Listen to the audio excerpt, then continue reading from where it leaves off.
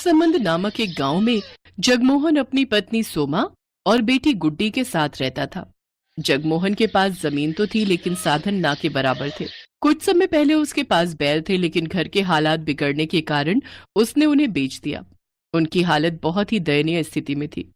घर के हालात देख उसकी पत्नी सोमा ने उससे कहा, मेरी बात मान लीजिए जी, मुझे ठाकुर के यहाँ काम करने दीजिए। साफ सफाई और घर के काम ही तो करने हैं। क्या फर्क पड़ जाएगा अगर मैं वहां जाकर काम कर दूं?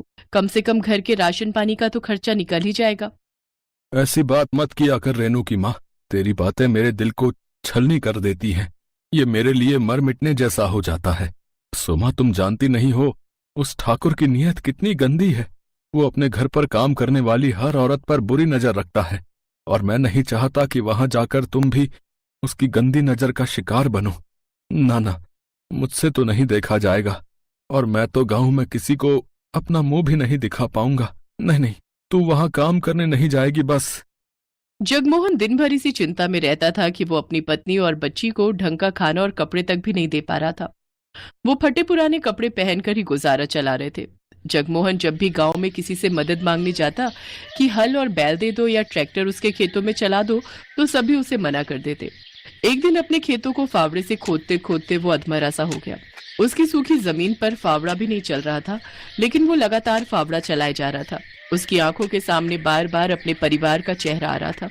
उधर गांव का ठाकुर गीदड़ की तरह नजरें गड़ाए बैठा था कि कब जगमोहन मदद के लिए उसके पास आए और वो उसकी जमीन हथिया ले।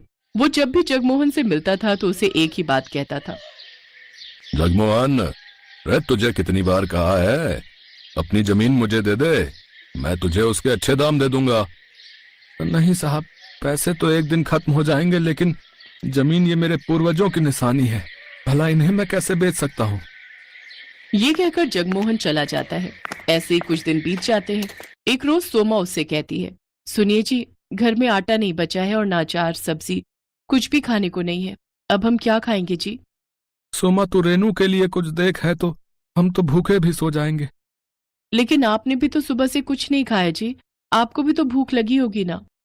भूख तो लगी है सोमा, लेकिन मेरी जेब में पैसे नहीं है कि मैं बाजार जाकर आटा खरीद सकूं, और खेत पूरी तरह बंजर है, उसमें घास तक का एक अंश नहीं होता है। अपने पति की लाचारी देख सोमा को उस पर दया आती है। फिर उसका ध्यान अपने पति की बात पर जाता है और वो आंगन में लगी घास को देखती है। फिर उसे तोड़कर लाती है और उसे पतीले में उबाल लेती है। फिर सिलबट्टे पर पीसकर उसका पेस्ट बना लेती है और उसमें नमक, मिर्च, हल्दी, अजवाइन मिलाकर उसे तवे पर डाल देती है। फिर उसकी गोल सी रोटी बनाकर तैयार कर लेती है। ये ले रेनू, मेरी बच्ची, अपनी माँ को माफ करना। घास की रोटी बनाने के अलावा मेरे पास और कोई चारा नहीं था। तो क्या हुआ माँ? मास्टर जी कहते हैं हमारे महाराणा प्रताप भी जब जंगल में रहे थे तो उन्होंने भी यही हरे घास की रोटियां खाई थी, तो फिर हम क्यों नहीं खा सकते? बिल्कुल सच कहा मेरी बच्ची। फिर जैसे ही रेनू और जगमोहन उसे अपने मुंह में डालते हैं तो उसे खाकर कहते हैं, वाह माँ, ये तो बड़ा ही स्वादिष्ट है। हाँ सुमा, ये तो लाजवाब है। की आंखों से आंसू बहने लगते हैं। मैं जानती हूँ ये इतनी अच्छी नहीं है, आप दोनों बस मेरा मन रखने के लिए कह रहे हैं। फिर उन तीनों की आंखों से आंसू बहने लगते हैं। तभी दरवाजे पर कोई आदमी आता है। जी, ये जगमोहन जी का घर है। जी हाँ। तभी जगमोहन आता है। क्या बात है भाई साहब? दरअसल मैं लॉटरी विभाग से आया हूँ। कुछ महीने पहले जो आपने लॉटरी खरीदी थी उसका आज रिजल्ट आया है, और आपने इस लॉटरी को जीत लिया है, जिसका इनाम पूरे 25 लाख रुपए है। 25 लाख रुपए? और साथ में ये, हाँ जी, और साथ में ये आज का खाना हमारी कंपनी की तरफ से आपके लिए।